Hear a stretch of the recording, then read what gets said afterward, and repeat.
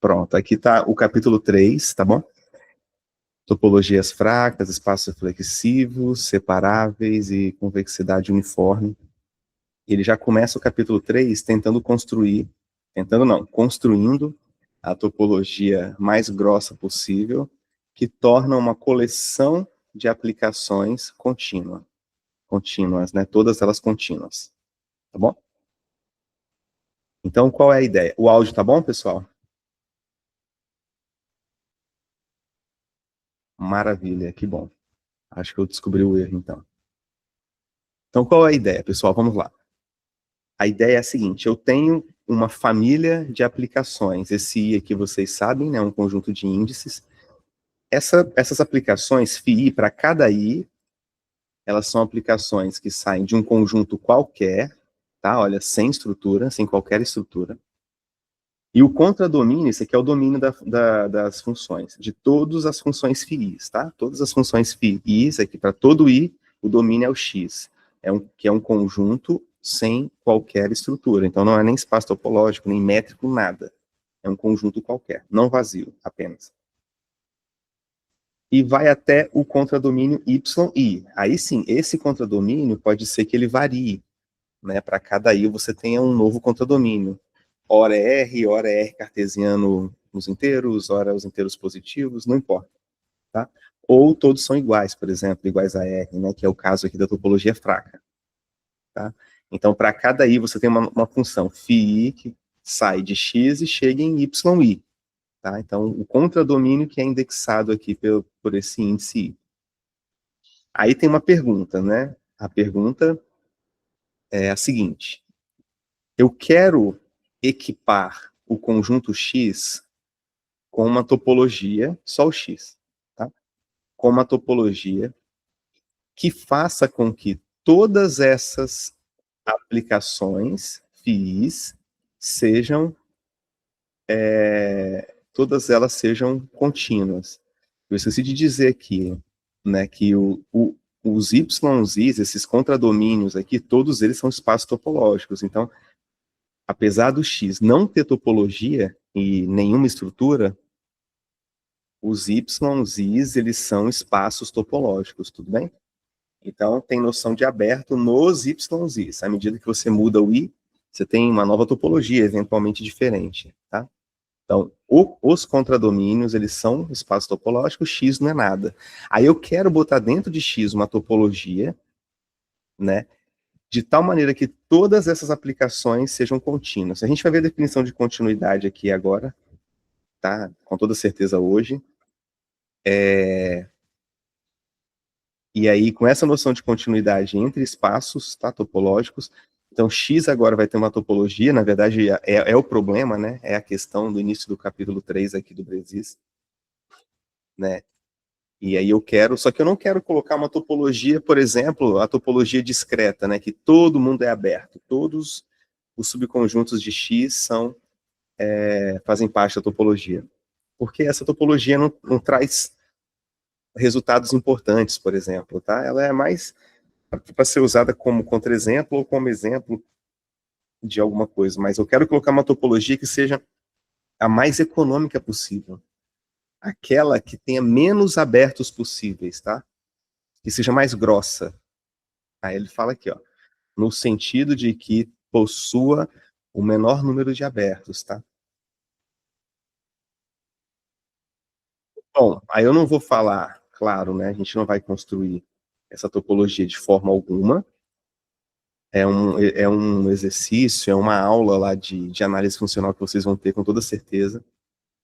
Eu espero que o professor faça muito bem isso, porque a topologia fraca é crucial para entender problemas, por exemplo, de soluções de equações diferenciais, tá? Estudar espaços de Sobolev, enfim. Então ele recai num novo problema, né? Faz algumas observações aqui, e a questão é que sim, você tem essa topologia que traz esse problema 1 aqui, tá? Que seja a mais econômica possível, com o menor número de abertos possível, e que torna todas essas aplicações aqui contínuas. Agora do espaço topológico X, porque tem essa topologia, nos espaços topológicos Y, I. Tá? essa topologia é aquela união arbitrária de conjuntos de interseções finitas, tá? E ela é fechada por interseção na maneira que você constrói. Esse é um lema. Depois tem as proposições, né? Os resultados e propriedades, tá? E aí pronto, define-se a topologia fraca como sendo essa topologia, escolhendo adequadamente quem é o X e quem são os YIs, tá? À medida que você muda o I. Você pega a coleção de todos os funcionais lineares contínuos do espaço vetorial E, como é um funcional, por conta do domínio R. Tá? Tem que ser contínuo, tá? Tá no dual aqui do E. Então, essa topologia que existe, ela é a mais grossa possível, que torna todas essas famílias aqui contínuas. Tá bom? Aí tem a definição de... aqui a continuidade, né? A noção de continuidade muda. Aqui é contínuo na norma, tá? Do espaço vetorial. E quando fala aqui continuidade, aqui em cima, no problema 1, né? É continuidade com relação a essa nova topologia, que é a topologia fraca. Então, todos são contínuos também na topologia fraca. Beleza? Aí tem noções, por exemplo, do que a gente já viu. Tem as propriedades, né, importantes. Até hoje eu uso isso aqui, pessoal. Algumas delas, tá? Essa daqui, por exemplo, convergência fraca, implica em limitação, forte implica fraco, quando a dimensão é finita, fraco implica forte, tá? Todo funcional linear, quando aplicado na sequência que converge fraco, ele converge forte no X aqui. Isso aqui é convergência em números reais, tá? Quer ver? Eu quero mostrar uma aqui. Ó, quando o espaço é de dimensão finita, a topologia fraca que a gente acabou de construir, o livro, né? E a topologia usual são as mesmas, tá? Então, sequências que convergem fracamente, se somente se convergem forte, tá? Esse é o resultado. Quero achar o de Hausdorff. Acho que tá lá em cima, né? Acho que tá aqui em cima. Deixa eu ver se eu acho, só para mostrar para vocês, né?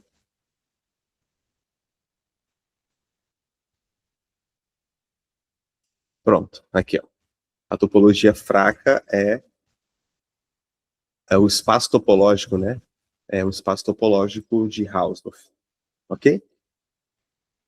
Então, dá 2 pontos, a gente viu isso, né? Tem que botar em duas vizinhanças distintas, né? Que não se intersectam.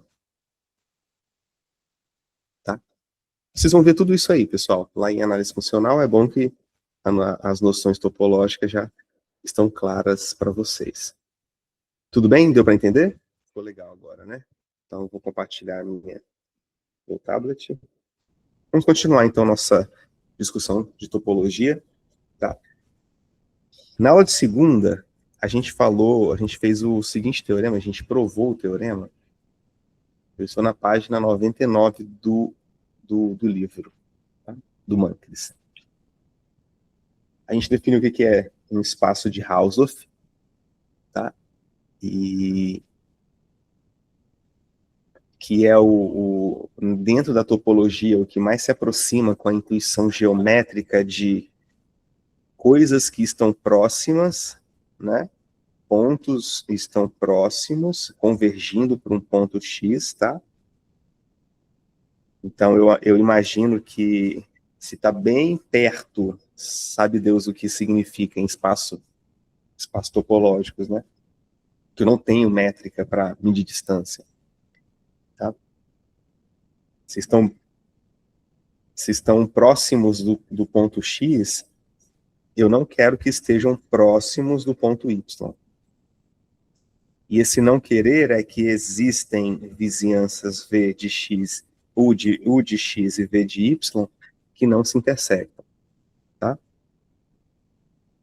É o melhor que eu posso dizer a respeito dessa palavra perto, quando eu estou com os óculos da topologia. E foi isso assim que a gente definiu um espaço de Hausdorff. Se você me der dois pontos quaisquer distintos num espaço de Hausdorff, com toda certeza existem vizinhanças, uma vizinhança U de X e uma vizinhança V de Y, de tal maneira que U interseção V é vazia. Tá? Isso vale para todos os pontos x, y no espaço topológico X. Isso é ser de Hausdorff.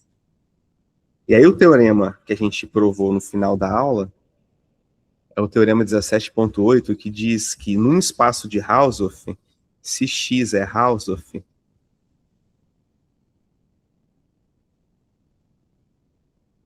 Hausdorff, e dois Fs, X espaço de Hausdorff significa que, implica que o conjunto, qualquer conjunto finito de pontos, é fechado, tá?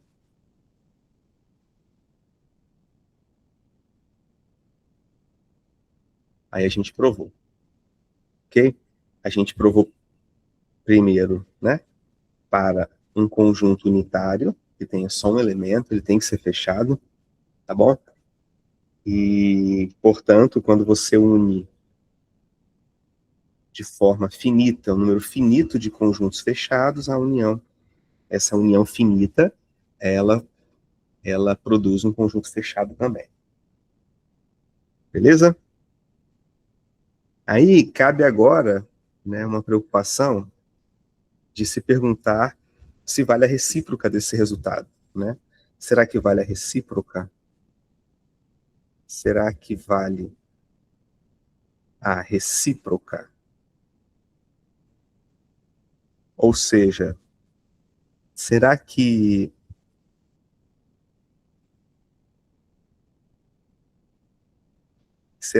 conjuntos finitos fechados implica X Hausdorff?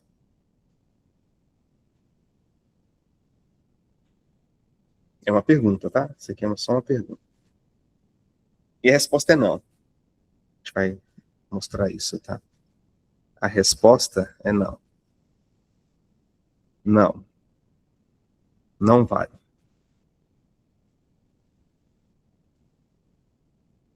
Ok? Nem todo conjunto cujos subconjuntos finitos são fechados é um espaço topológico de Hausdorff. Tá?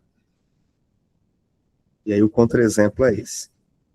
Esse aqui é um exercício de lista, né, que poderia ter deixado e tal, mas eu vou fazer aqui.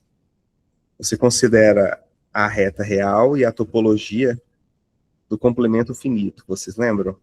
A gente fez em sala de aula mesmo. Então, você considera todos os subconjuntos de R, de tal forma que o complementar é finito. Tá?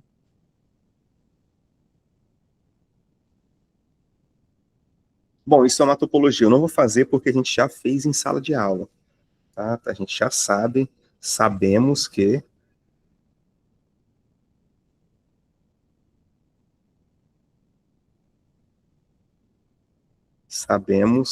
tal é uma topologia, tá?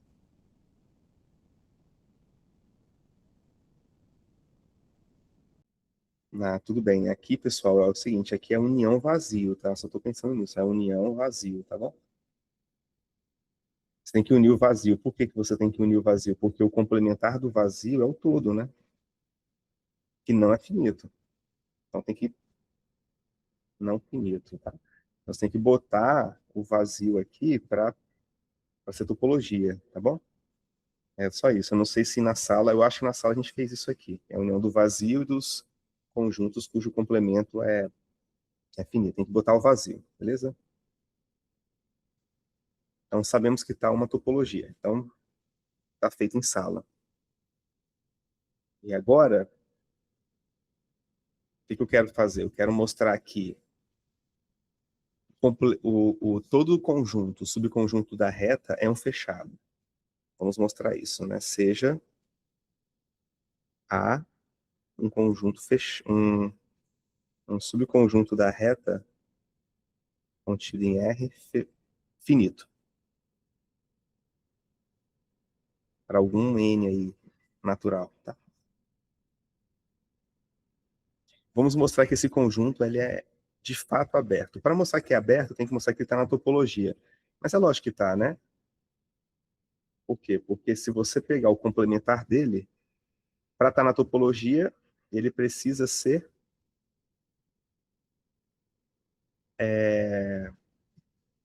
para estar na topologia, ele complementar tem que ser um aberto, né? Tem que ser um cara aqui que quando eu pego o complementar gera um conjunto finito. Então, vou até escrever isso para a gente não confundir. Vou até chamar esse cara aqui de B, ó, ao invés de chamar de A, tá bom? Para não confundir com esse A aqui na definição da topologia. Então, seja B finito e vamos mostrar que B é fechado. Só para ficar claro, tá? Vamos mostrar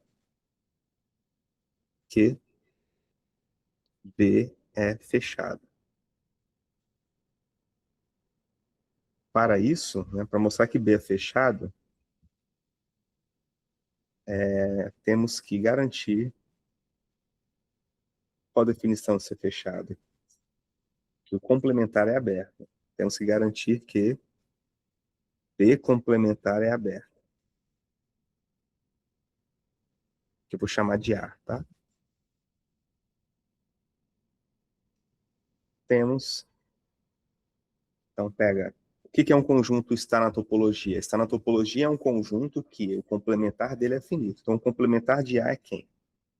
É o complementar do complementar, de B. Que é o próprio B que é finito. Pronto. Tá? Então A é aberto. Portanto, né, o que a gente mostrou? A gente mostrou que o complementar do conjunto que a gente está trabalhando é aberto. B é fechado. Tá? Agora tem que mostrar que, apesar de todo subconjunto finito ser fechado, esse conjunto aqui não, esse espaço topológico não é Hausdorff. Como é que a gente faz isso?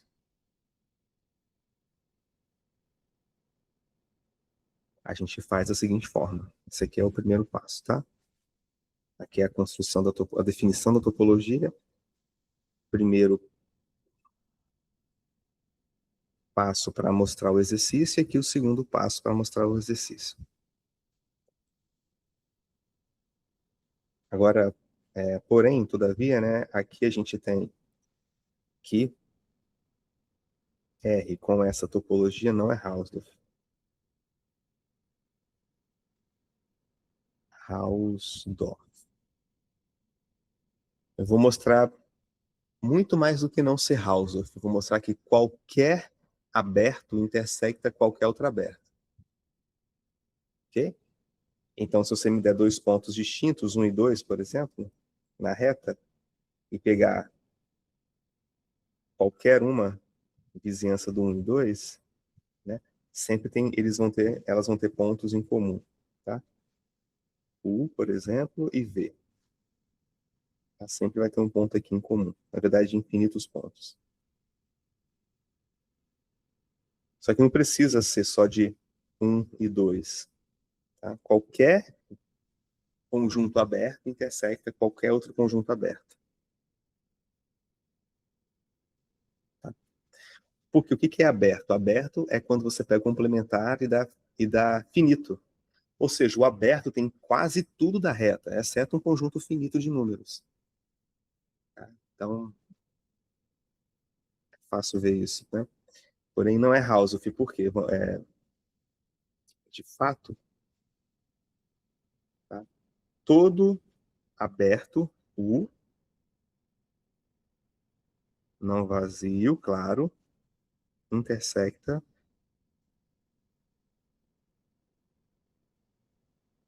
outro aberto V,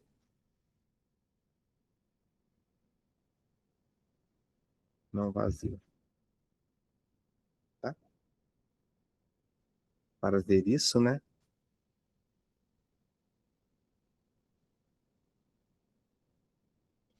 Isso.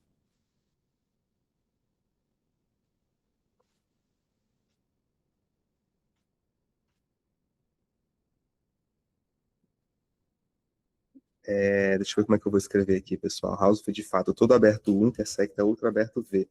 Tudo bem, para ver isso, note que o complementar, a gente está escrevendo assim, né?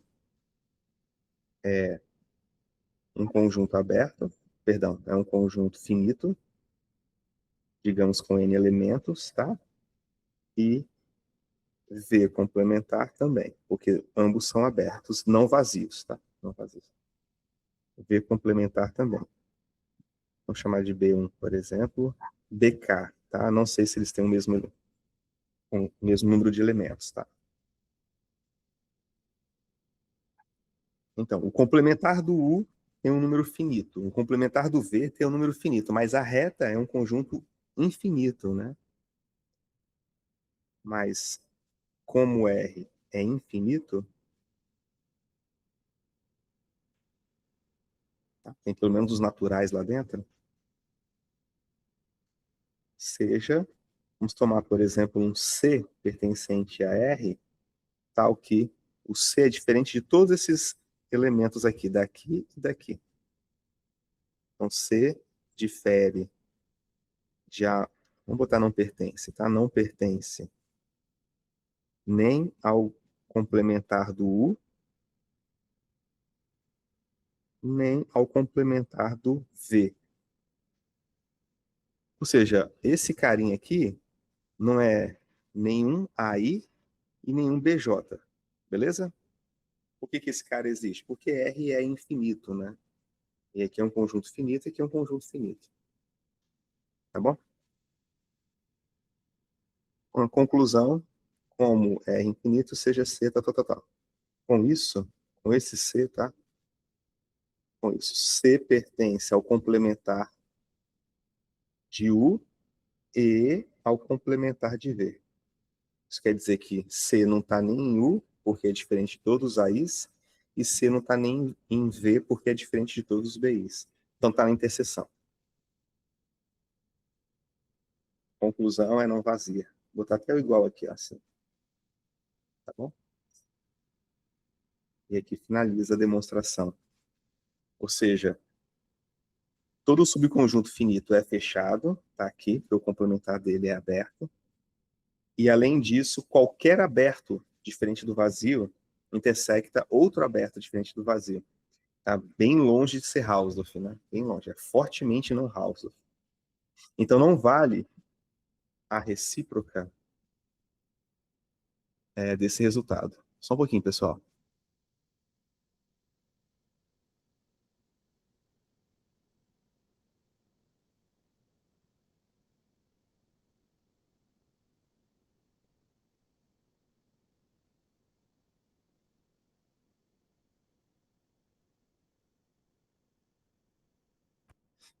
Voltei.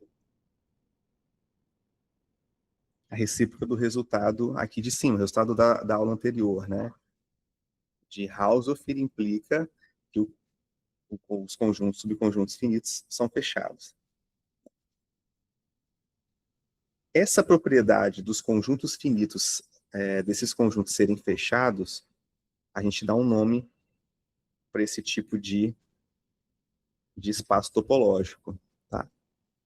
A gente chama de, tá na página, a gente chama, tá na página 99, tá? Página 99. São os chamados T1 axioma, tá? A condição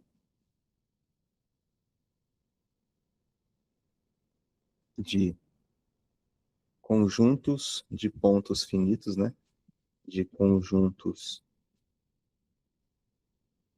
Não está conjuntos finitos, de pontos finitos, não. Conjuntos finitos, C. Condição de conjuntos finitos serem fechados,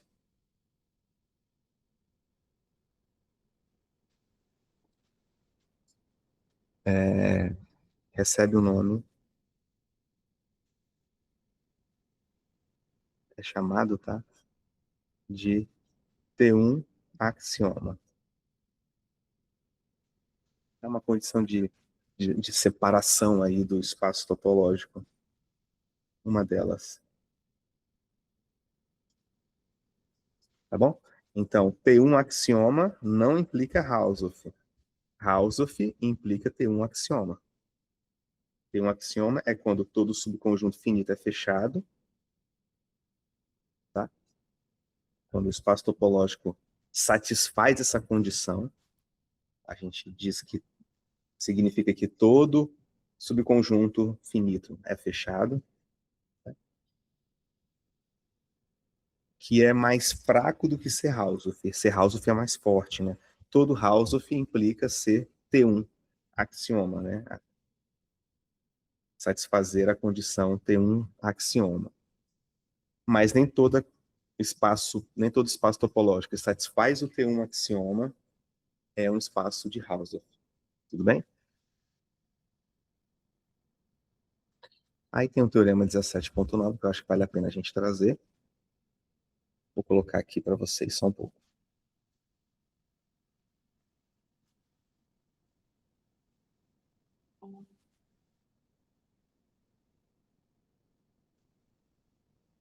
Está aqui? Tá, então se você tiver um espaço topológico satisfazendo essa condição de ser T1 axioma, ou T1 axioma, um A, um subconjunto de X. Então, pontos limites são caracterizados pelo seguinte fenômeno. Toda vizinhança dele contém infinitos outros pontos de A. Não só um, tá? Infinitos outros. Então, quando você tem a condição T1 axioma, os pontos limites são, de fato, se acumulam, né? Mesmo, tá? Qualquer vizinhança que você pegar, você tem todos aqui dentro, exceto o número finito, ok?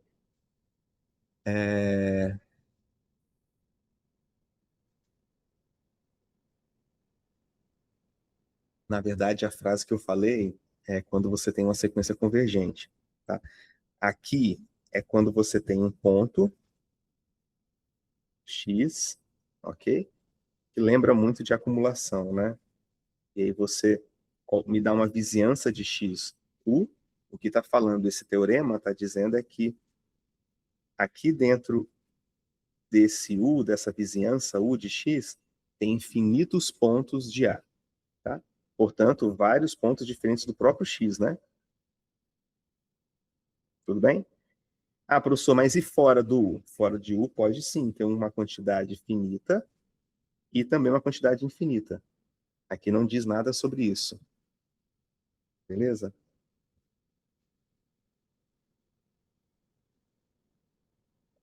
Então é uma forma de caracterização, né, dos pontos limites de espaços topológicos que satisfazem o T1 axioma. Vamos provar isso? Ou deixo como exercício? É uma demonstração simples, interessante. Prova.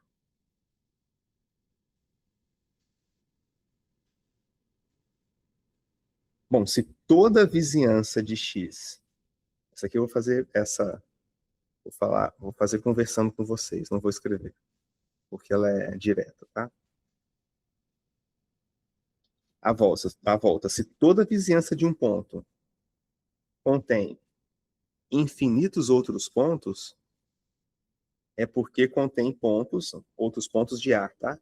É porque contém pontos diferentes do próprio X, porque tem infinitos outros.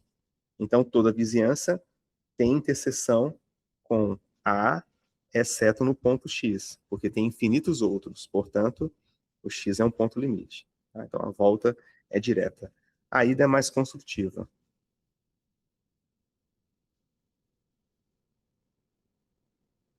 Então, vamos supor que o x é um ponto limite, tá? Seja x pertencente a x, né? Aqui tá aqui x. X, um ponto limite de A, ponto de acumulação.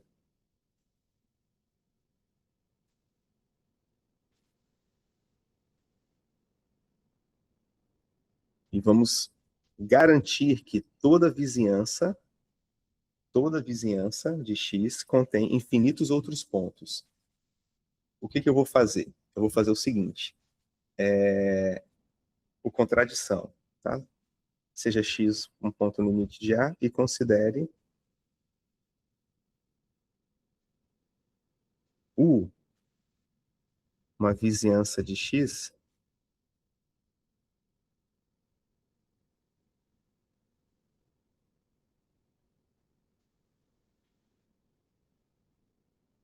qualquer, tá bom? Vamos mostrar que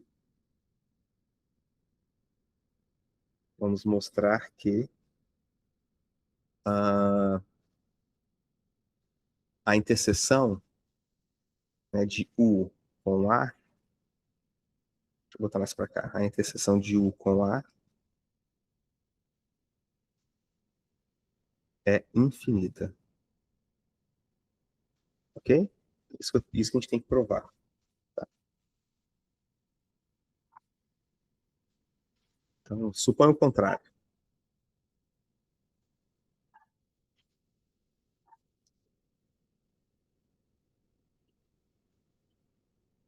O que é o contrário? A interseção, ela é finita. Eu estou supondo o contrário agora. Tá? Então, suponha o contrário, que o interseção A é finita. É um conjunto finito. É um conjunto finito. Isso garante que, ora, se U interseção A é finito, então U interseção quem, pessoal? A exceto x, quando eu tiro o x lá do A, continua finito, né? É também finito, claro.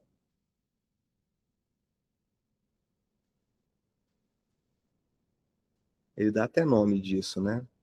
Digamos, isso. Vou até escrever assim, ó. x1, x2, xn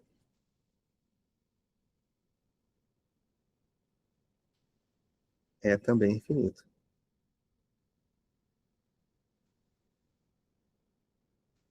Claro, por quê? Porque se todos os pontos que estão em U e em A simultaneamente, tá? Interseção, formam um conjunto finito, se eu tiro um deles, porque o x está, né? O x está em U e o x está em... Cadê? X não precisa estar em A, né? Mas se o x estiver em A, tá? Ou não, tanto faz, tirar um ponto não vai atrapalhar a finitude do conjunto, ok? Tirar um ponto não vai atrapalhar a finitude do conjunto. Então esse conjunto continua finito, é a interseção. Agora, como o espaço X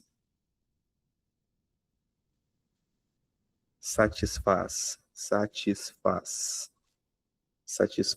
o T1 axioma, que diz o T1 axioma, diz que conjuntos finitos, né, são fechados, né? Como é fechado, o complementar dele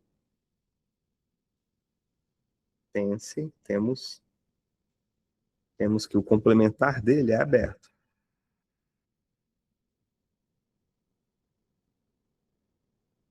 É aberto. Tá bom?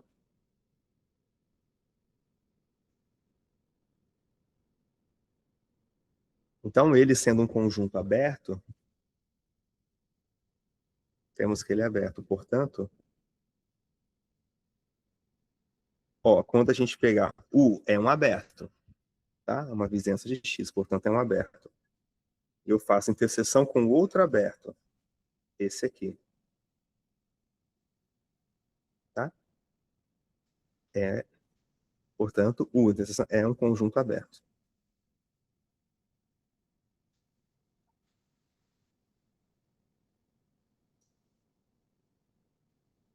Tá? Porque é interseção de conjuntos abertos. Mas veja, é um conjunto aberto que, desculpa, que contém X.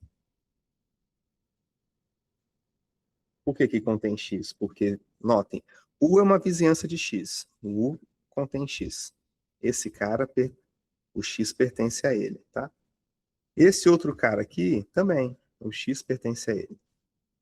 Por que que o X pertence a ele? Porque esse conjunto finito aqui, de elementos, todos eles foram tomados na interseção de um conjunto que não tem X. Tá? Então, nenhum desses caras aqui é o elemento X. Tá? O X não está na jogada. Então, esse cara o X pertence a ele. Tá? Esse outro cara, o X também pertence a ele. Então, esse cara, essa interseção de vizinhanças de X é uma nova vizinhança de X, é um conjunto aberto e que contém X. Como X é ponto limite, tá? Como X é ponto limite do conjunto A, então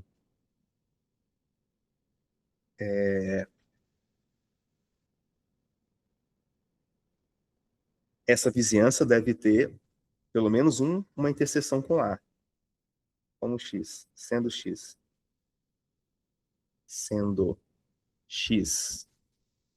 um ponto limite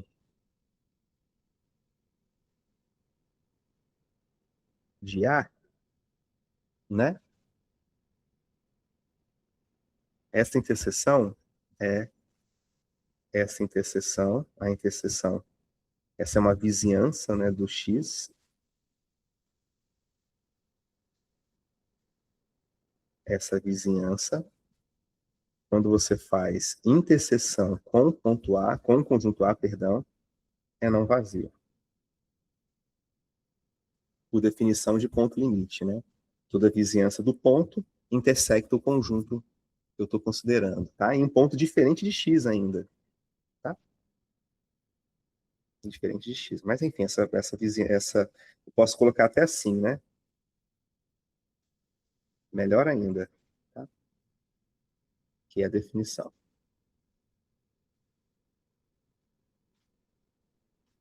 Melhor ainda não, inclusive é o certo, né? Porque se eu deixo o X na jogada, aqui está X e aqui está X. É claro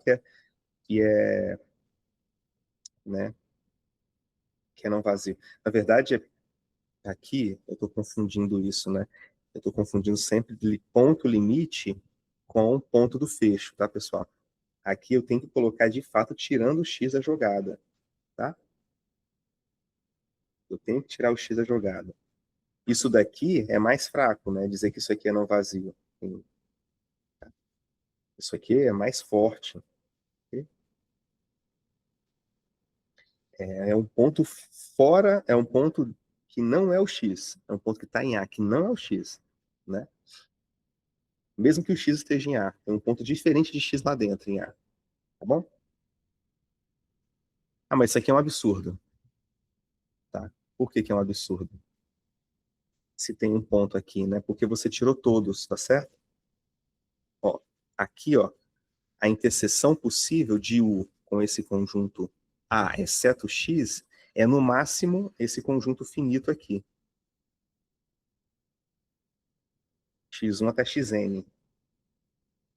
Então, os caras que estão em U e estão em A, exceto X, é no máximo X1 até Xn. Mas como é que pode? Eu acabei de tirá-los daqui também da jogada? Não pode ser diferente do vazio. Tá? Isso aqui é vazio. Então, isso é um absurdo. Então, essa questão de ser vazio implica, e ter um, tá? Ser finito, né? interseção finita. E ser T1 dá contradição porque eu construo exatamente essa vizinhança apropriada aqui que fornece a contradição. Ok? Vou deixar assim. Mas isso é um absurdo. Isso é um absurdo. Agora, o que a gente vai utilizar aqui, né? Em vista de quê? De U interseção com A exceto X, só ter esse conjunto aí. Ok? Absurdo. Conclusão, não é finito. Tá? Essa é a conclusão. Como não é finito, contém infinitos outros pontos. Não pode ser finito. Beleza, pessoal? Ó, o livro faz uma observação interessante, que eu acho que vale a pena. Essa condição T1, axioma, ele fala assim, ó, o T1 axioma vai aparecer nesse livro em poucos exercícios, tá?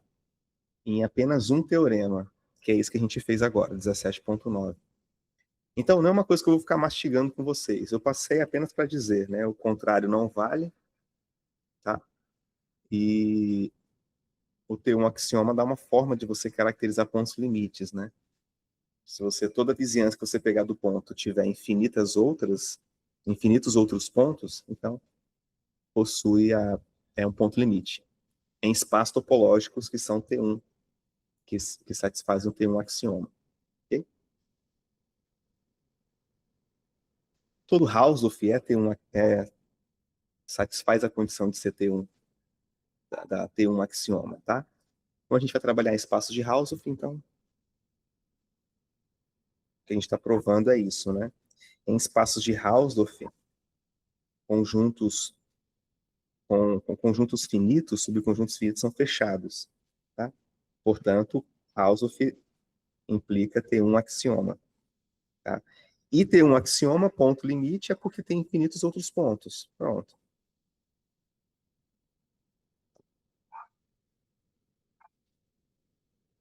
Aí ele fala depois, ó, vou só falar para vocês, não vou escrever não. Uma das razões da falta de interesse em estudar o ter um axioma, né, é o fato que muitos teoremas interessantes de topologia não requerem esse axioma, mas a força completa dos axiomas de serem Hausdorff. Tá? Então, como Hausdorff implica ter um axioma, a gente não fica trabalhando com ter um axioma. E aí, o resultado mais aguardado e esperado de ser Hausdorff, né, que o fato de ser Hausdorff implica, é o teorema 10.17. Vou colocar para vocês aqui. Só um pouco.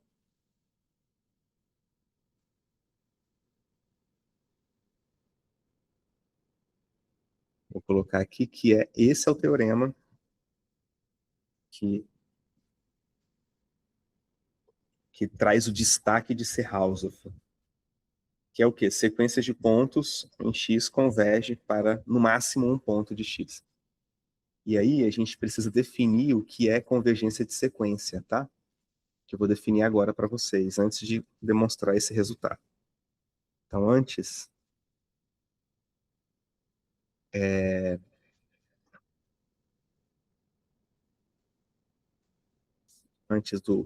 da demonstração, tá? Antes da demonstração, eu vou falar o que é uma sequência de pontos convergir para um ponto de um espaço topológico. Lembrem-se, eu não dei a definição para vocês, nós não vimos a definição de sequência que converge, tá? Em espaços topológicos. A gente viu em espaços métricos, né? E que é uma sequência que converge para x no espaço métrico, é que a distância, né? Todo o epsilon que você der, a distância fica pequena quando você aumenta os índices, né? Tá bom? Isso é convergir em espaços métricos. A gente não tem métrica aqui. O que é convergir na norma? É quando converge na métrica que provém da norma. Tá? Agora a gente tem uma estrutura diferente, estrutura de topologia. Então, o que é uma sequência de pontos que converge para um outro ponto quando você só tem abertos, né, para falar a respeito de qualquer assunto que você queira definir em espaço topológico? Você só tem a noção de aberto. Como é que a gente faz essa definição com a preocupação de quê? De que quando eu estender a noção topológica para espaços métricos, né, quando os espaços métricos forem um caso particular de um espaço topológico, eu quero que lá a definição de lá com a métrica generalize, né, ainda seja equivalente, ainda seja satisfeita com a noção de convergência em espaço topológico. Ou seja, eu quero que a noção de convergência em espaço topológico, assim como continuidade, né, ponto limite, fecho, coincida, eu quero que essas noções coincidam com as noções básicas lá da análise, tá? E com as noções da teoria dos espaços métricos, tá? Tudo fazendo com as adequações, né? Qual topologia dos espaços métricos a gente vai estar usando? Aquela topologia induzida pela métrica que a gente fez na aula anterior. Então, com a topologia induzida pela métrica, a noção de convergência em espaços métricos coincide com a noção de convergência em topologia, né? Com essa topologia agora dos espaços métricos, sim, coincide. Tá? Então, como é que a gente define a convergência agora de uma sequência? Tá? Ele define da seguinte forma. Dizemos que uma sequência, dizemos que uma sequência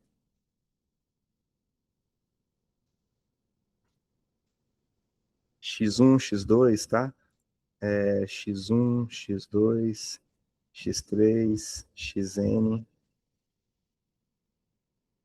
de pontos do espaço x, de pontos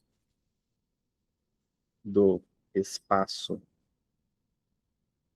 x, agora espaço topológico x, converge para o ponto x, converge, aqui, essa definição aqui, ó, para o ponto x,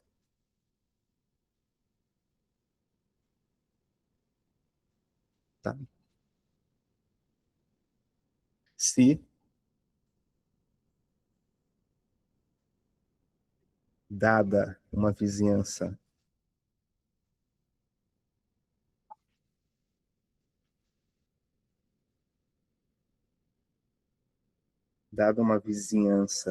de x, x em pequeno, tá? Existe um inteiro positivo, existe n, pertencente aos naturais, tal que xn pertence a u, cadê? Dado uma vizinhança, não chamei aqui, ó, tá? Dado uma vizinhança u de x, bota aqui, ó. U de x. Então, existe n tal que xn pertence a u para todo índice que você tomar maior ou igual que n. Tudo bem? Aí é legal, por quê? Porque, bom, isso aqui é uma definição em um espaço topológico. Eu não tenho métrica, não tenho norma, não sei fazer diferença de vetores, como lá nos espaços vetoriais, tá bom? Não sei medir distância em espaços métricos, que é, né, com a métrica D. Agora eu tenho a noção de vizinhança. Eu tenho a noção de aberto. O que é uma sequência de pontos no espaço topológico convergir para um ponto X? É que quando você toma em X uma vizinhança U, seja ela qual for, tá? Então você tem pontos da sequência, todos os pontos estão aqui dentro, todos. exceto uma quantidade finita. 1, 2, até o, no máximo, n-1. Tá? A partir do nzão aqui, você consegue colocar todos aqui dentro do x. n mais 1, n mais 2, n mais 3, todos eles estão dentro do u aqui. Eu falei dentro do x, né? Estão dentro da vizinhança u de x. Tá? Isso significa uma sequência convergível. Ah, professor, se eu tomo outro x, se você tomar outro, perdão, se eu tomar outra vizinhança de x aqui, ou uma vizinhança ainda menor, né?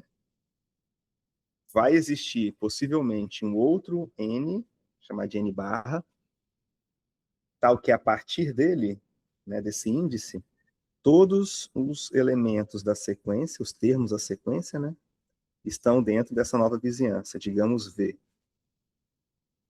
Professor, se eu tomar uma outra vizinhança de x, vai existir um possível terceiro elemento, por exemplo, duas barras, tal que n, o índice maior ou igual que esse terceiro elemento, todo mundo da sequência vai estar aqui dentro. Ó. Tá? Todos os termos da sequência. Todos. É claro que o que eu desenhei aqui traz uma ideia intuitiva do que nós já temos lá dos espaços vetoriais ou espaços métricos, né? Que é a ideia de ir diminuindo, né, a vizinhança em torno do ponto, né?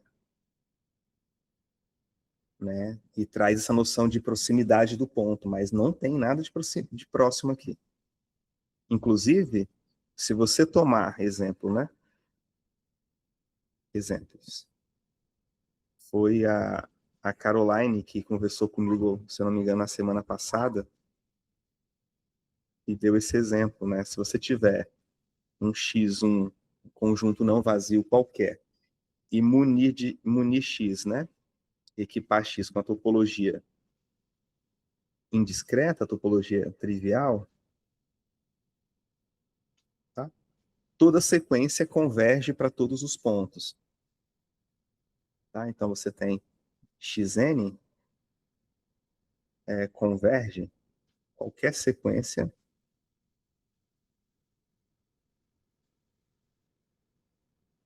Esses exemplos só servem para isso, tá? Só para dar esses contra-exemplos meio esdrúxulos, para falar coisas bem pontuais. Então, qualquer sequência xn, eu vou falar que essa sequência aqui, eu vou nomear assim, chamar assim também, tá? Igual a gente faz lá na análise. Qualquer sequência xn, né, de pontos de x, converge para qualquer ponto de x.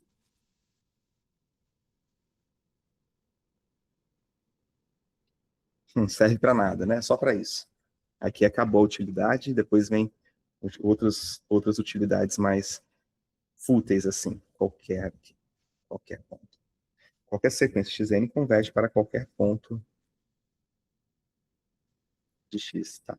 Por quê? Porque o que é convergir? Você tem que pegar uma vizinhança do ponto, mas não vazia, né? Tem que ter o ponto lá dentro. Então, a única vizinhança não vazia é essa daqui, o x, tá?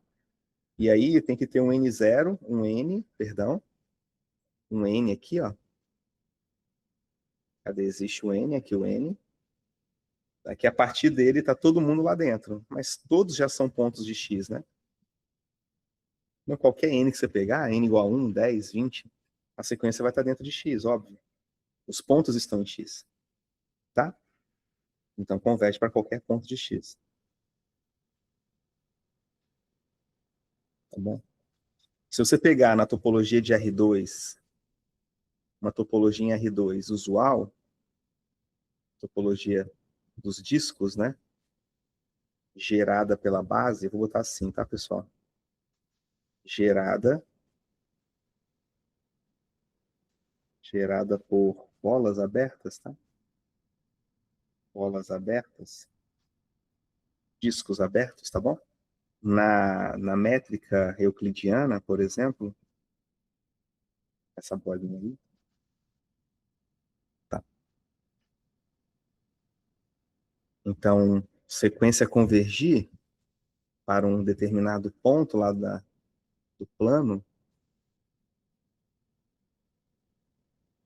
conjunto R2 aqui, pegar um ponto aqui, é AB, né? O que é convergir aqui? É que qualquer disco que você me der aqui, qualquer um disco, aqui eu estou falando da linguagem da base, tá? Qualquer um disco que você me der, todo disco aberto, é uma vizinhança do ponto. Não precisa estar centralizado no ponto, né? Não precisa nem um pouco estar centralizado, mas qualquer disco, você consegue um N suficientemente grande, tal que a partir dele, todos os pontos da sequência caem aqui, né? Por exemplo, x1, x2, x3, x4, x5 já está lá dentro, x6 está lá dentro, x7 também. Se você mudar essa vizinhança U, pegar uma vizinhança diferente, um pouco mais próxima aqui do A, tá? Se você quiser até fazer assim, né? Não precisa ser um disco, pode ser uma ameba desse tipo. Existe um outro N0 que vai colocar todos os pontos da sequência aqui dentro, tá? Em torno do A. Se você diminuir ainda mais, os pontos continuam aqui dentro da sequência, aderindo ali ao ponto, né? Se acumulando no ponto AB. Tudo bem? Ah, professor, o senhor só pegou os elementos da base, a gente pode definir como elemento básico. Inclusive, ele faz isso em algum momento aqui, né? Porque vizinhança tem um elemento básico lá dentro.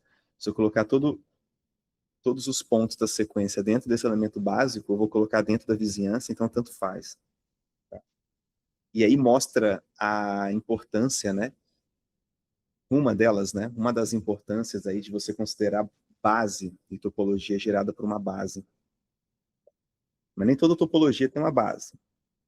Né? Nem toda topologia tem uma base. Ela por si só é uma base dela mesma, mas nem toda topologia você pode diminuir ali para encontrar a, pelo menos de forma explícita, tá? Estou falando de forma explícita.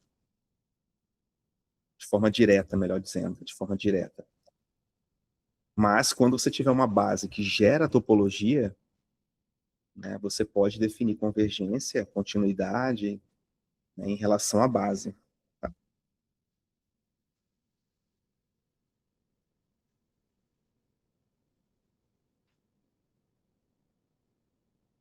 Beleza? Então, isso é convergência de pontos. Tá? E aí vamos voltar para o teorema 17.10, que é a força de Serhausov, tá? A demonstração. Qual é a força de Serhausov? A força de Serhausov é que limites.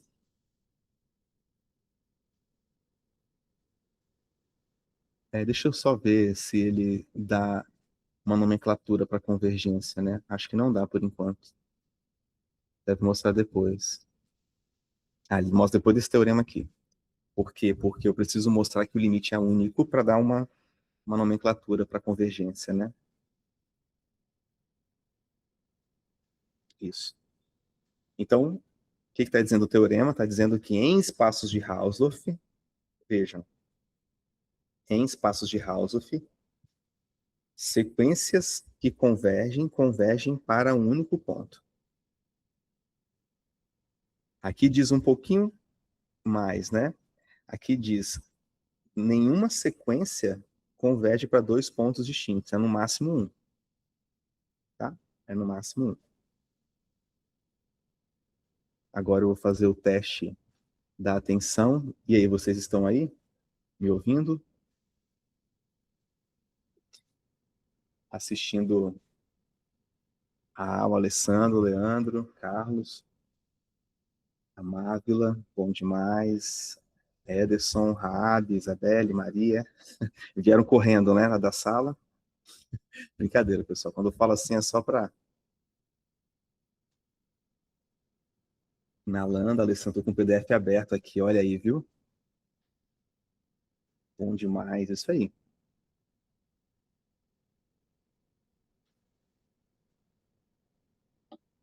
Nora, Wilson Lima, mandaram mensagem no outro grupo. Como assim?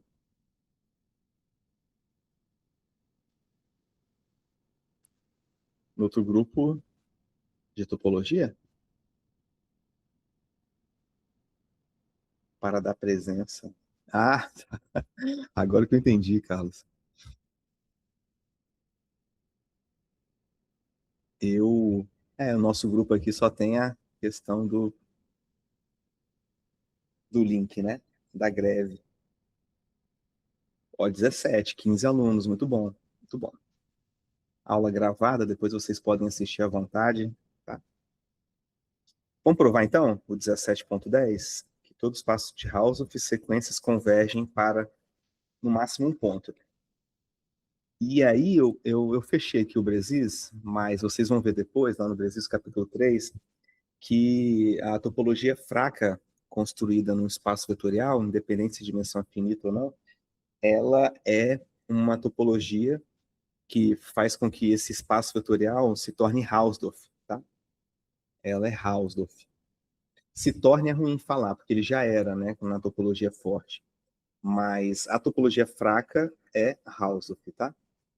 Ou seja, dois pontos distintos, você consegue vizinhanças desses pontos que não se intersectam. Isso é ótimo, por quê? Porque aí vem desse teorema. Esse teorema dá uma importância significativa para espaços topológicos de Hausdorff, que é a unicidade do limite. Tá? Sequências que convergem, convergem para um único ponto. Não podem convergir para dois pontos diferentes. Ok? A demonstração é relativamente simples. Ela, dois, três linhas, pessoal. Vamos fazer, tá?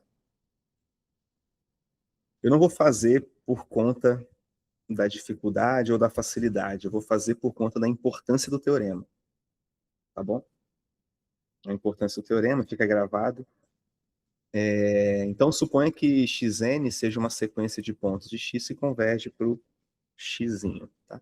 Então, seja xn. Eu não gosto de escrever assim, sem parênteses. Ele escreve sem parênteses, tá? Você vê assim, xn, uma sequência de pontos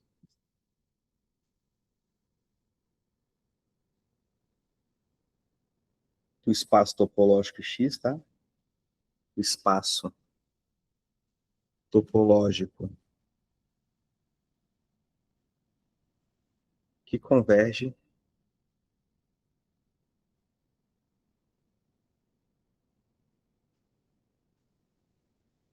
para x, digamos, tá? Para um elemento x. Okay. Eu vou mostrar que nenhum outro ponto diferente de x pode ser um ponto candidato da convergência. Tá? Nenhum outro ponto de x possui a propriedade xn convergir para ele. Qual propriedade que é essa? Aquela que toda vizinhança, tá, contém os infinitos termos da sequência xn, tá? Exceto para um número finito. Tá bom? Vou mostrar isso. Então, dado um y em x, tá? Diferente de x, então considere U e V vizinhanças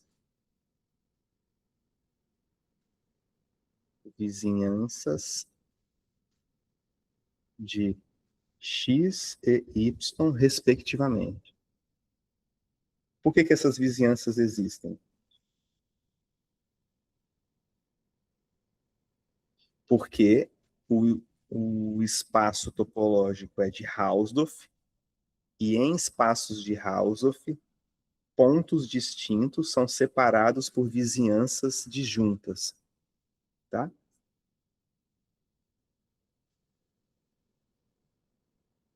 U e V, vizinhanças de x e y que são disjuntas, tá? Que sejam disjuntas. Disjuntas significa U interseção V é vazia. A interseção é vazia. Ok? É um conjunto vazio. É o conjunto vazio. a existência de U e V, a existência de U e V com essa característica aqui, tá? Se dá pelo fato de X ser Hausdorff. Aqui usamos a hipótese, tá? Ok? X ser Hausdorff. Essa é a hipótese do teorema. Então, como agora, né? Xn converge para X,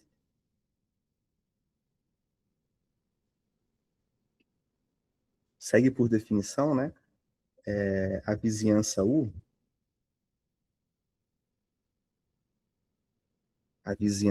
contém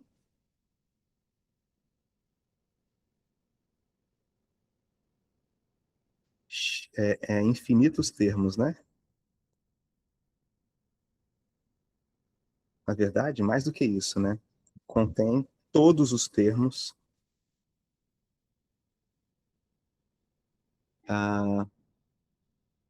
É porque termos a gente não definiu, né? Vou botar assim, contém todos os pontos xn com n maior ou igual que n para algum n, tá? Para n pertencente aos naturais. Ok?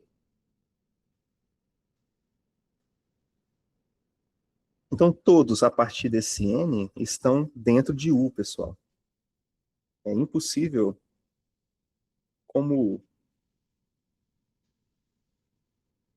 não intersecta V, não intersecta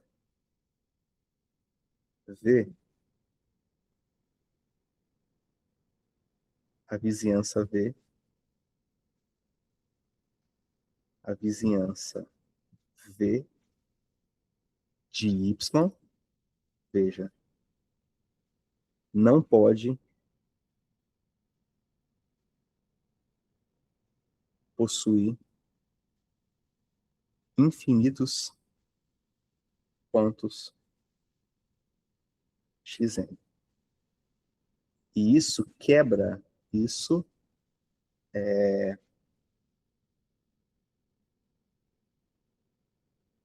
contradiz, né? É exatamente o contrário, contradiz. Vou botar assim, isso mostra, isso garante que a sequência, pronto, melhor, xn não converge para y. Por quê? O que é convergir?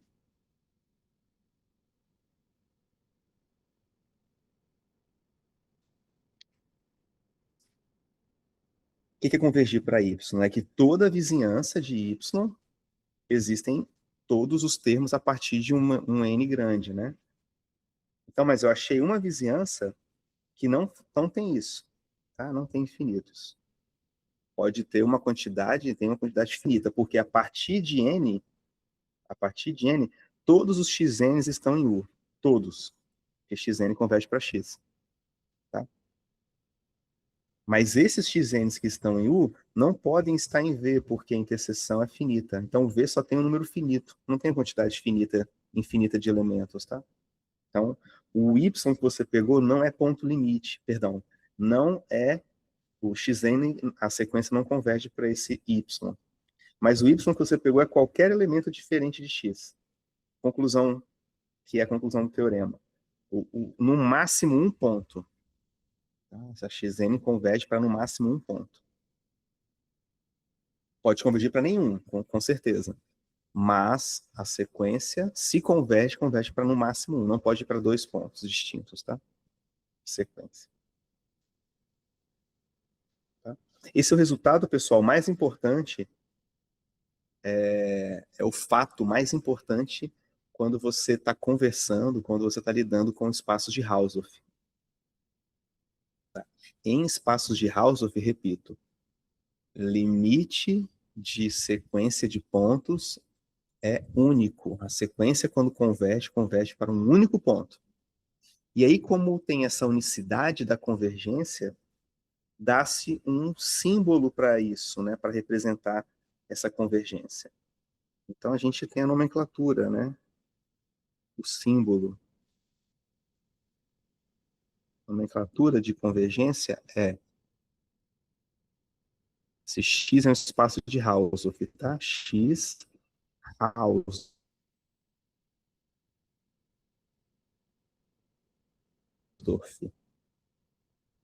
Ah, e se não for Hausdorff? Se não for Hausdorff, o que significa esse símbolo, né? Se aqui eu posso botar X ou Y, já que não é Hausdorff, né? Pode convergir para dois pontos.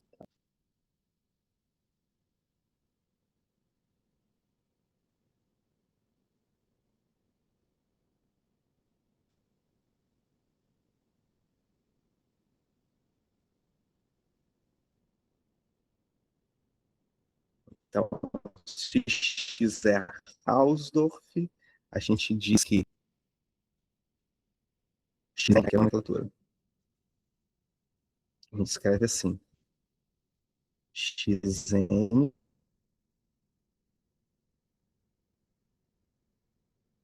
seta X. O que significa isso? Significa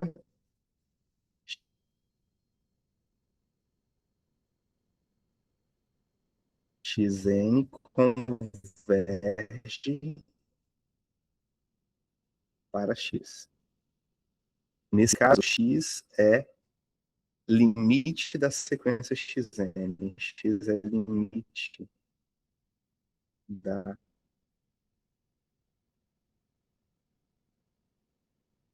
sequência Xn. Tá bom?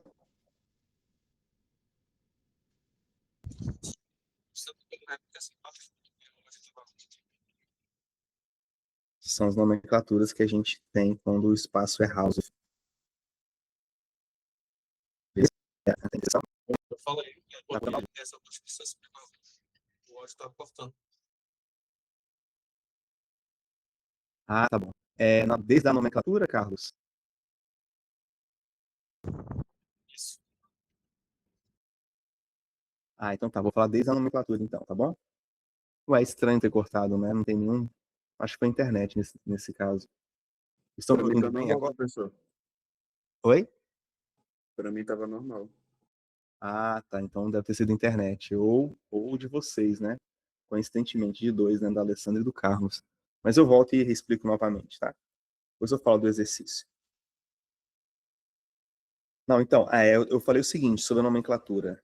Tá? Quando você tem espaços de Hausdorff, sequências que convergem para um único ponto. Elas não podem convergir para pontos distintos. Tá? A gente acabou de provar isso. Então, sequência converge para no máximo um ponto.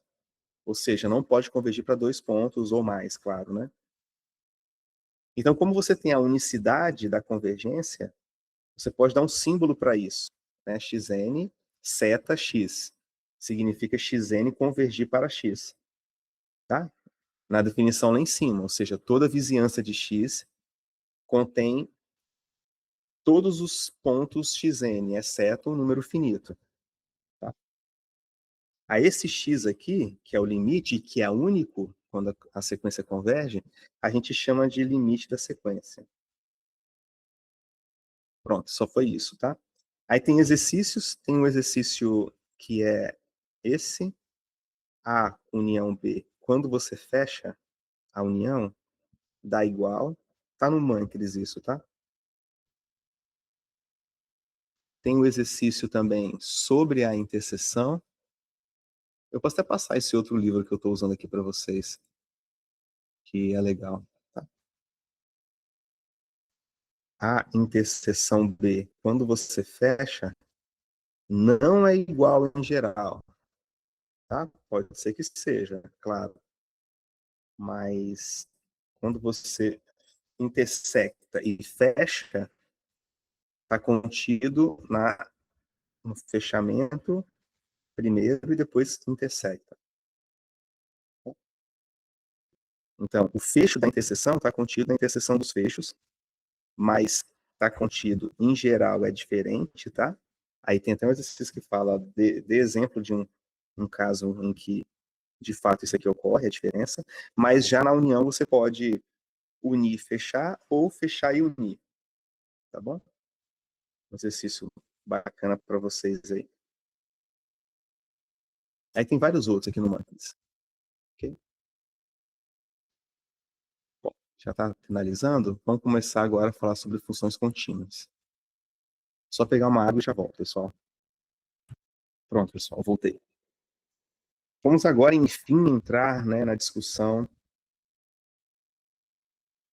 do que eu venho falando com vocês. Eu acho que desde o começo do curso, sobre as funções contínuas. Inclusive, falei no início dessa aula, né, lá do livro do Bresis, o capítulo 3 do livro do Bresis, que constrói a topologia fraca, que é a topologia mais grossa, mais econômica, em abertos, mas que torna uma família de aplicações cujo contradomínio, né, são espaços topológicos, essa família contínua, mas tem que ter essa noção de continuidade. Tá? E, novamente, eu quero uma noção de continuidade que generalize quando estiver em espaços topológicos, que sejam espaços métricos, que sejam espaços vetoriais, eu quero novamente me preocupar em trazer essa definição geral para casos particulares, né? E que essas definições coincidam. Nós temos lá do cálculo diferencial, né? Qual é do cálculo 1, por exemplo, pessoal? A definição de continuidade, né? Qual é a definição? Vocês lembram?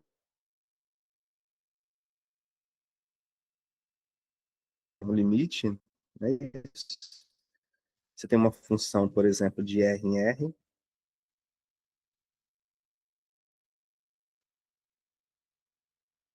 Aqui, continuidade, é claro, né? Depende do ponto.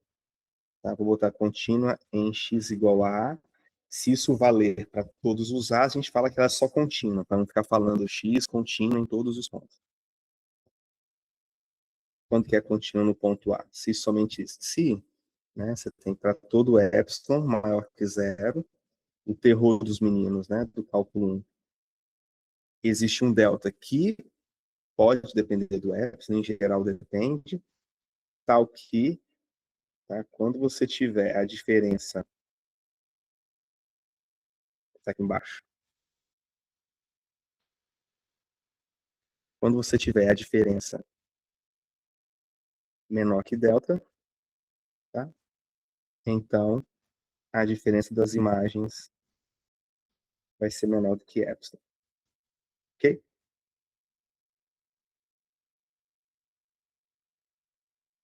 Então, pequenas variações do domínio geram pequenas variações na imagem.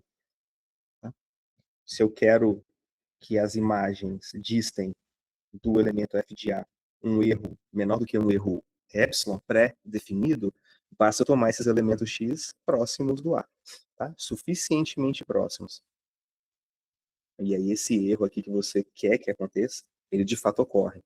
Isso é continuidade, mas essa definição de continuidade, eu tenho muita coisa aqui, né? Muita estrutura nesse espaço aqui R. Eu tenho estrutura, por exemplo, aritmética. Tá? Então, essa é, voltando aqui, tá bom, pessoal? Essa é a noção do cálculo 1, tá? De continuidade. Como eu falei para vocês, tem estrutura aritmética, você pode subtrair, somar, multiplicar números reais, e tem estrutura de espaços métricos também, porque tem distância entre pontos. Tá? E quando eu tenho isso, bom, eu posso definir dessa forma, sim, continuidade. Tudo bem. Agora, vamos supor que eu não tenha as noções de aritméticas. Então, eu vou passar, por exemplo, para espaços métricos.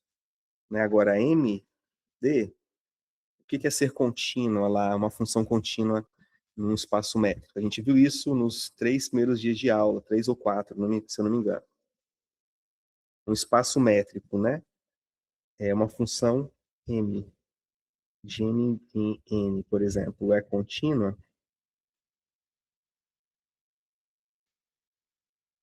né? Novamente, né, para todo epsilon contínua em A, tá? Em x igual a A, né? Para todo epsilon maior que zero, existe um delta maior que zero, tal que quando você fizer no ponto A, aqui no ponto A menor que delta, vai implicar a distância das imagens menor que epsilon. Tá? Agora, eu não tenho a estrutura extra aqui dos números reais, por exemplo, né, que é a estrutura aritmética. Eu não estou falando que eu estou somando ou subtraindo A com X, tá? Multiplicando por um número, porque, a princípio, um espaço métrico não requer essa estrutura dos seus conjuntos, né? O conjunto de pessoas, por exemplo, é um espaço métrico, tá? E você não pode somar pessoas para dar uma outra pessoa, multiplicar uma pessoa por raiz de 3 ou qualquer outra noção de multiplicação. Mas eu tenho o que é necessário, ou melhor, o que é suficiente para definir proximidade, né, continuidade e tudo mais, que é a noção de métrica. Porém, quando eu passo agora para uma estrutura mais geral, que é x e tal, uma coleção de subconjuntos de x, eu perdi tanto a métrica quanto a aritmética, né? Eu perdi tudo isso. E agora, como que eu defino uma noção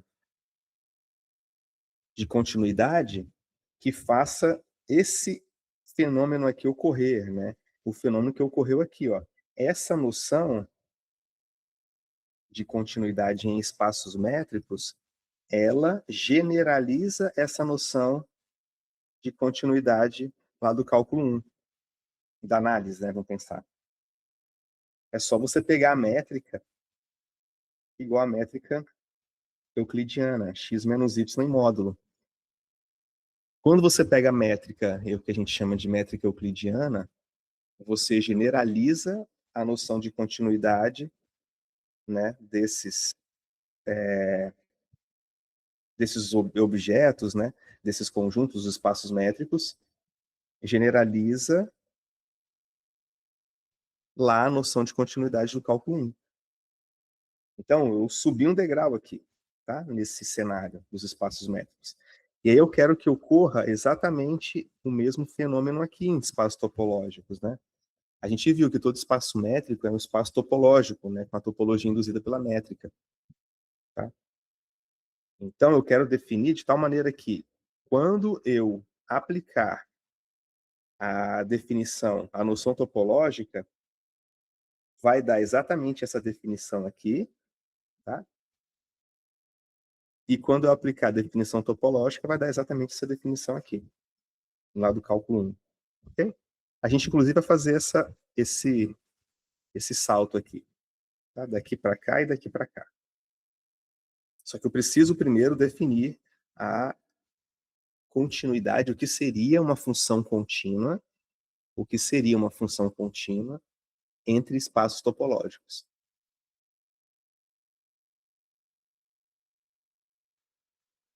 Que é o que a gente vai ver. Então, uma função, definição, tá? Uma função f de x em y. Deixa eu... Uma função f de x em y entre espaços topológicos, tá? Então, pronto. Espaços topológicos. Existe a noção de abertos, tá? Topológicos. Existem os abertos em y e os abertos em x. Não sei quem são x e y, mas eu sei que tem essa estrutura chamada topologia, tanto em x quanto em y. Com essa estrutura, pessoal, a gente consegue definir o que vem a ser função contínua entre espaços topológicos, tá? É dita contínua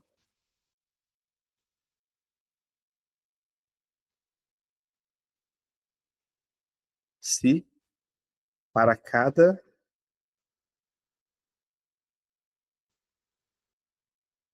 aberto V de Y. Ah, mas Y é um espaço topológico? Tem a noção de aberto. Então, pega esse aberto V em Y, o conjunto F a menos 1 de V. Que conjunto é esse aqui, pessoal? Esse é o conjunto de todos os pontos em X, tais que F de X pertence a V, tá? São todos os pontos, que quando a pré-imagem de V, tá bom?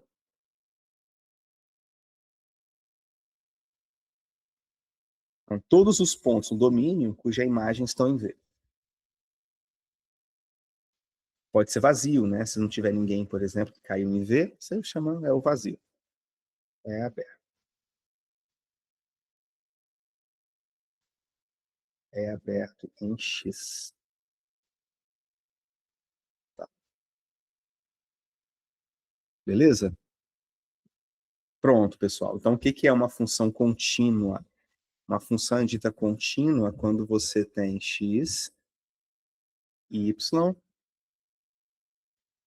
a função de x em y. Quando você pegar um aberto aqui, V aberto, e você fizer a pré-imagem dele, ou seja, tomar aqui em x o conjunto que foi nele, tá? Essa aqui é a imagem inversa de V em x, tá? Vou até botar fora assim. F a menos 1 de V, tá bom? O vermelho aqui. Então, quando você pega V e está na topologia de Y, esse cara aqui vai estar na topologia de X. Pronto, é isso. Toda vez que eu inverter, pegar a pré-imagem de aberto, é também aberto em X. Eu posso falar da noção de aberto porque ambos são espaços topológicos. Tá?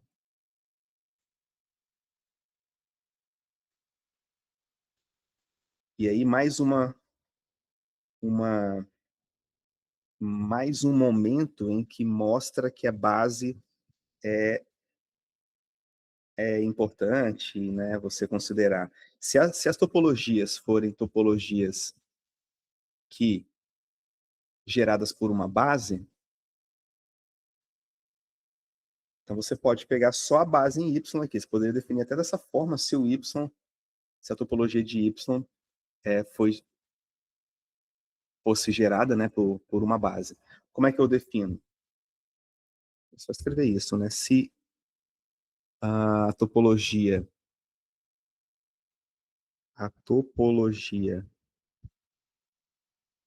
de Y, se a topologia de Y é gerada por uma base,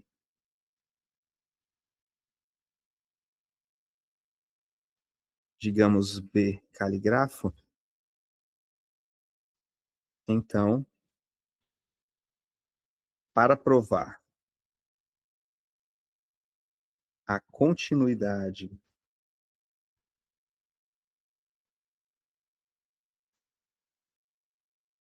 de uma função f,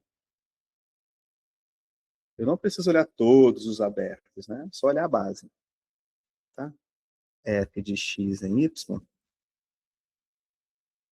basta, é suficiente mostrar que a imagem inversa de todo elemento básico é aberta. Basta mostrar que f a menos 1 dos elementos básicos é aberto em x para todo, em x para todo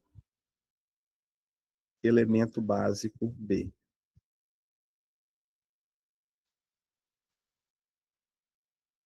De Y, tá?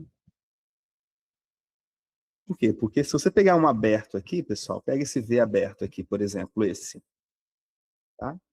Esse elemento aqui é um elemento da topologia. Mas a topologia é gerada por uma base. Então, por definição, aqui dentro, né, se você pegar um elemento X aqui dentro, né, tem um elemento básico que está contido em V e contém X. Aí você inverte B, você vai invertendo todos os que tem aqui dentro, né? Se ele for aberto, a união de aberto vai ser aberto, e aí você consegue o que você quer provar. Tá? O livro faz isso, tá bom? Você escreve V como união de elementos básicos, inverte V, passa esse F-1 para dentro da união, e vai ser união de abertos, ok? É equivalente. Mais uma importância da base, né? Então, para provar, por exemplo, a gente vai usar isso, para provar, por exemplo, que uma função de R em R é contínua, esse R aqui é o R com a topologia usual, topologia padrão. E a topologia padrão tem uma base que gera ela, que é a base dos abertos, lembra? Tá? Então, como é a base, eu vou pegar exatamente um aberto aqui e vou levar num conjunto aberto do, do R, tá? Com a topologia usual também. Tá? Aí tem como fazer por subbases, não vou falar isso. Tá? A importância da base e da subbase.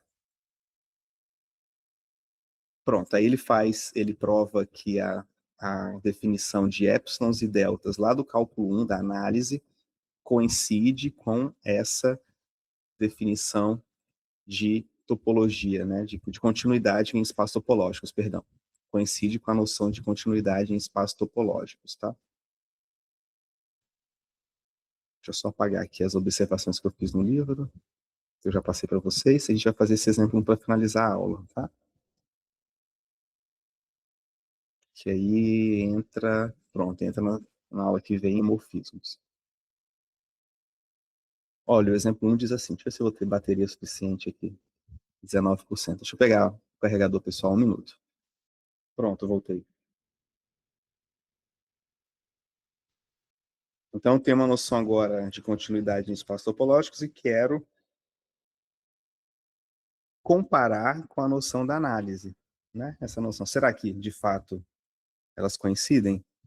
É claro que sim, né? Se não coincidissem, a gente não teria, com toda certeza, eles teriam não dado continuidade a essa discussão, né? Teriam mudado a definição.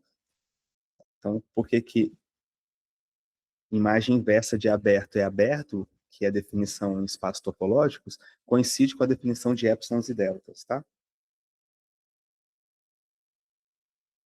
Então, deixa eu fazer assim. Vamos mostrar, né?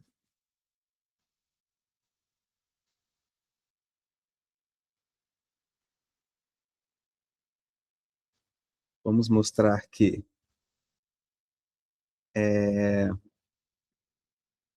as definições de continuidade, né? Vou fazer assim, que dada F de R em R, as definições de continuidade, são definições, né? De continuidade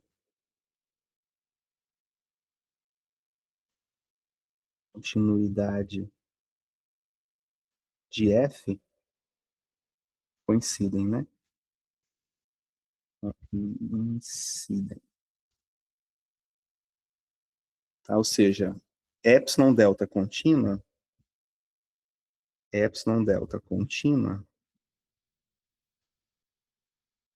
C e somente C, F contínua,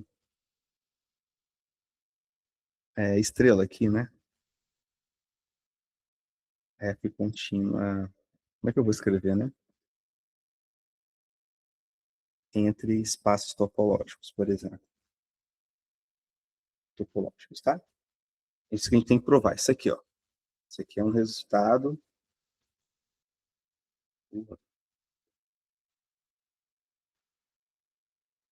Ok? Vamos provar essa equivalência aí dessas duas continuidades aí, dessas definições. Lembrando, pessoal, são definições diferentes, né? Completamente diferentes, tá? Uma definição eu utilizo estrutura aritmética, estrutura métrica do conjunto R, a outra eu utilizo apenas a estrutura topológica de R. Aí a questão é, será que coincidem ou não? Uma pergunta pertinente, né, nesse momento. Será que coincidem? Sim, coincidem, tá? O livro, eu não sei se eu falo, vamos fazer as duas então. Vamos fazer primeiro a implicação. O que eu tenho que mostrar aqui? Essa definição, epsilon delta contínua, C e somente C, F é contínua entre espaços topológicos. Então, vou mostrar aqui. Epsilon delta contínua implica a definição de ser contínua entre espaços topológicos. Para mostrar que é contínua entre espaços topológicos, lembrando que aqui, quando eu não escrevo nada, né, eu estou usando a topologia usual, tá? Topologia usual. Ok?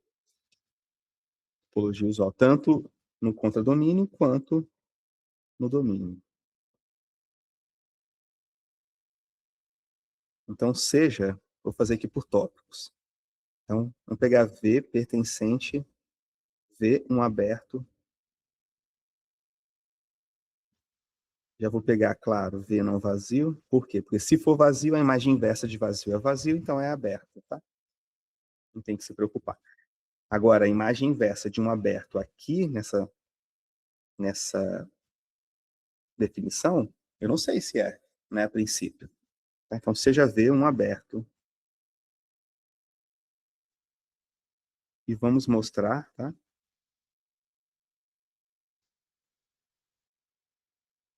Que F a menos 1 de V é também aberto. É aberto. Ok? Eu tenho isso, quero provar isso. Tá? Escrever isso aqui é legal porque diz claramente o que a gente quer. Né? Então tá bom. Tá? Como é que eu mostro que a imagem inversa de um aberto é aberto? Né? Sabendo que eu tenho isso, né? Epsilon e delta contínuo. Deixa eu fazer um desenho para vocês. Né? Ah, não precisa não.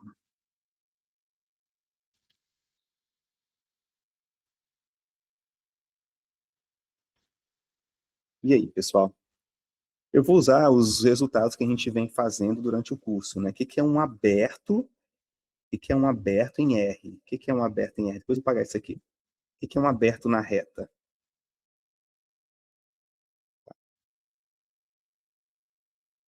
Bom, existem várias formas, né? Eu vou fazer aquela assim, se eu pegar um ponto lá dentro, um ponto nesse conjunto, eu quero provar que tem um intervalo, ou seja, um elemento básico que contém ele, o ponto, e está contido inteiramente no conjunto. Isso que eu vou mostrar, tá bom? E aí pronto, aí ele é um aberto, porque ele vai ser a união desses intervalos básicos, né, dessas bolas aí que define a topologia, que constrói a topologia, gera a topologia, tá? Desses abertos, elementos básicos, e a união arbitrária vai ser um aberto também. Então eu vou mostrar que se você me der um ponto aqui dentro do f-1, tem um intervalo contido inteiramente nele, que contém um ponto. Portanto, ele é aberto. Ok? Então vamos lá. Pega x, vai chamar de A. A pertencente a f-1 de V. Isso implica que o f de A é C e somente C, tá? Pertence ao V. Ora, mas V é aberto. Como V é aberto, que é aberto. Estou fazendo por tópicos, tá? Não vou escrever não, senão vai alongar muito. E vocês já estão famintos, eu imagino. Ora, V é um aberto na reta real. E a reta, a topologia da reta, a topologia usual, ela é gerada pelos intervalos, tá? AB. Então, o que está dizendo aqui? Está dizendo que existe Eu vou chamar de CD, tá? CD, vou botar assim, existe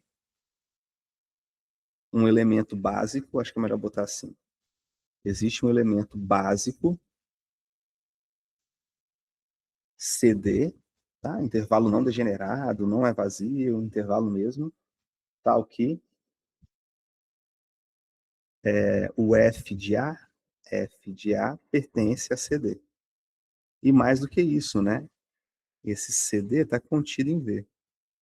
Isso é topologia gerada, né? Então, fazendo um desenho aqui, né? Você tem aqui a reta real, e você tem o F de A, você tem o V, né? Aí não tem como desenhar o V aqui, eu vou desenhar assim, mais ou menos, tá? E aí, o que diz ser aberto, né? Diz que tem um elemento básico aqui, C e D, um intervalo em que o F de A está lá dentro. Okay? Esse preto aí, C e D. O que eu vou fazer? Eu vou fazer o seguinte agora.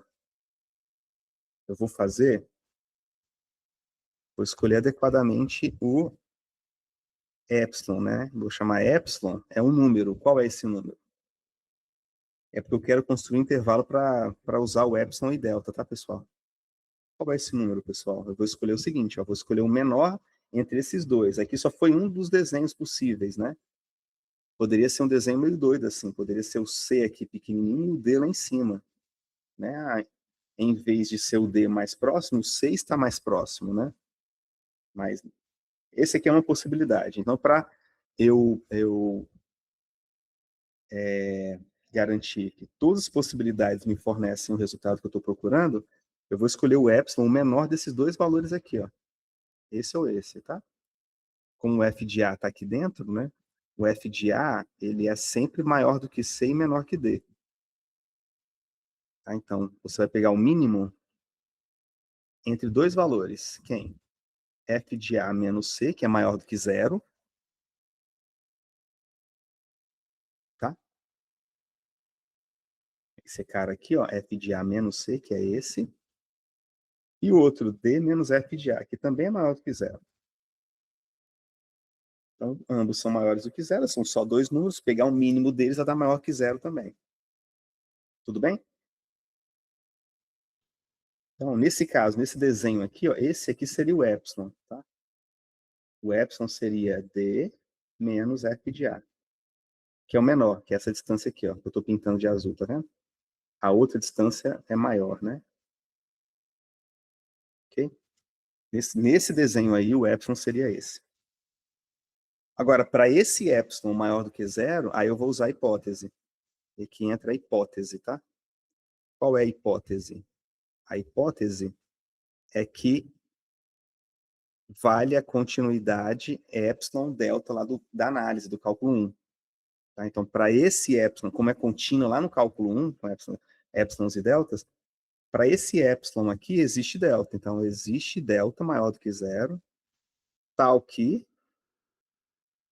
quando você tiver isso daqui, vai implicar isso daqui, né? F de x menos f de a menor que epsilon. Essa é a definição. Eu vou reescrever esse formato aqui em formato de intervalos, que é o que me parece mais plausível na linguagem topológica, né? Na linguagem da topologia da reta.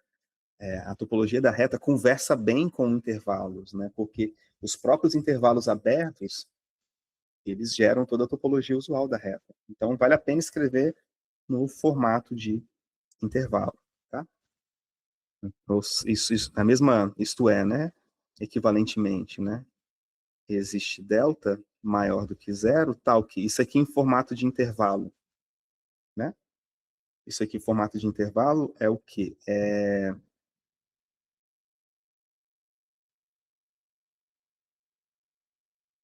Eu vou escrever em qual formato, né? Espera um pouquinho, pessoal. Vou escrever assim.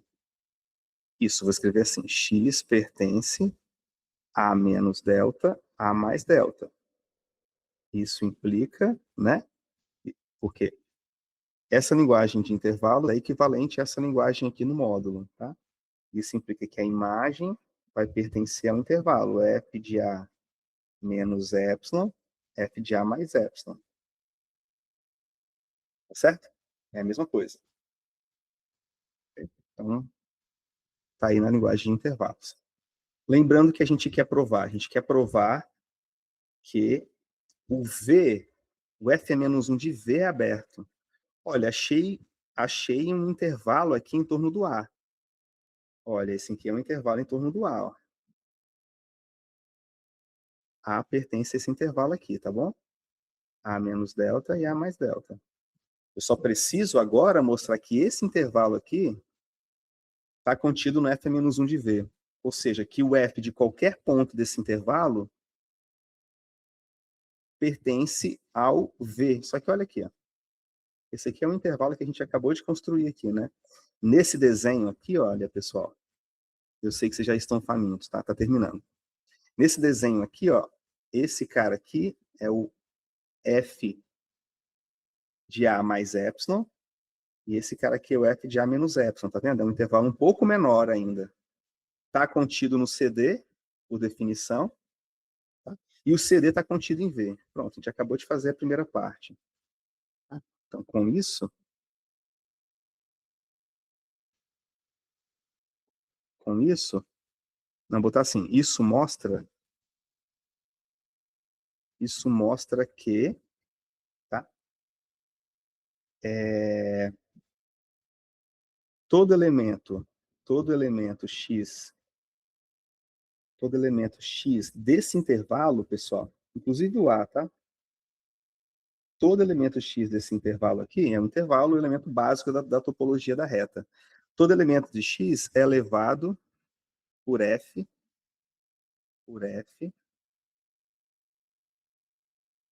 no elemento f de x, no elemento f de x que pertence, é legal escrever no português esse aqui, que pertence ao intervalo f de A menos epsilon, f de A mais epsilon. Que está contido, tá? Vírgula aqui, ó, que está contido em CD, que está contido em V. Ah, então, peraí, então.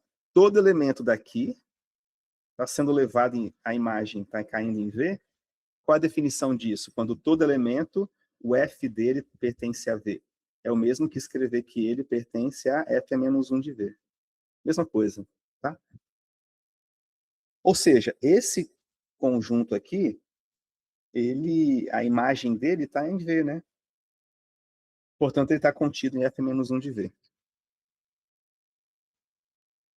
Então, conclusão. Portanto, o intervalo A menos delta, A mais delta, que é uma vizinhança do A pertence a A menos delta, A mais delta, está contido em F a menos 1 de V. Entenderam essa parte? Por que está contido F a menos 1 de V? Porque o F de qualquer ponto daqui cai em V. Isso é a definição. Ah, então, peraí, então. Achei um elemento básico que está contido num conjunto. Eu estou querendo mostrar que é aberto. Como o A que eu tomei é arbitrário, esse conjunto aqui, ele vai ser nada mais, nada menos do que a união desses intervalos, né? De pontos A menos delta A, que pode mudar, né? A mais delta A, quando A varia desse conjunto, F é menos 1 de V. Tá? Não vou escrever isso aqui não, mas você encontrou o elemento básico, né? Então, ele é escrito dessa forma. Portanto, ele é aberto. F a menos 1 de V é aberto. Então, o que eu acabei de mostrar? Acabei de mostrar que a continuidade de epsilon e delta implica na continuidade entre espaços topológicos.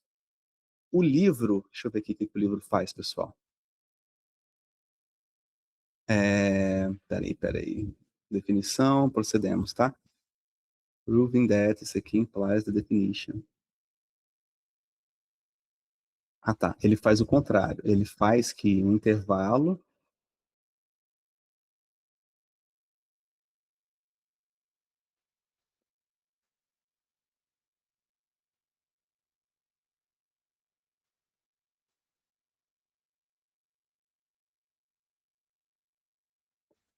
ele faz o contrário, tá? Então eu não vou fazer, não, para não estender.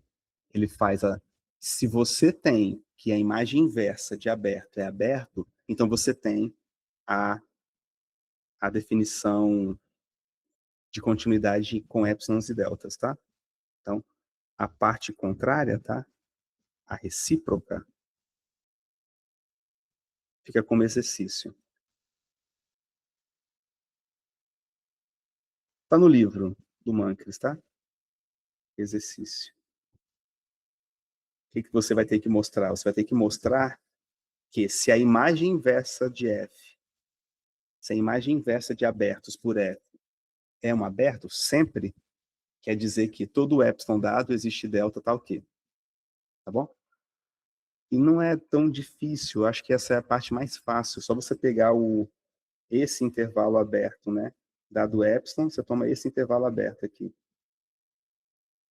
Tá bom? Ele até começa assim, aí a imagem inversa de aberto é aberto, isso aqui vai ser um aberto, aí você pega o elemento básico, toma o delta o mínimo, vai dar tudo certo. Vou deixar vocês fazerem para não ficar. Essa aqui que ele não faz, essa que eu acabei de fazer. Beleza, pessoal? E aí, estão com fome? Nada, né? Para que comer, né? Vamos estudar, né? Aqui, bom, eu só, considerando a aula que eu preparei, só deixei de dar 2 exemplos, tá ótimo, eu dou na próxima aula, e falar algumas equivalências de continuidade, que é o teorema 18.1. Tá? Eu só ia falar, ia provar talvez uma só ou duas, mas nada demais. Eu até preparei mais homeomorfismos e tudo mais, a gente já viu em espaços métricos, a gente vai ver agora em espaços topológicos,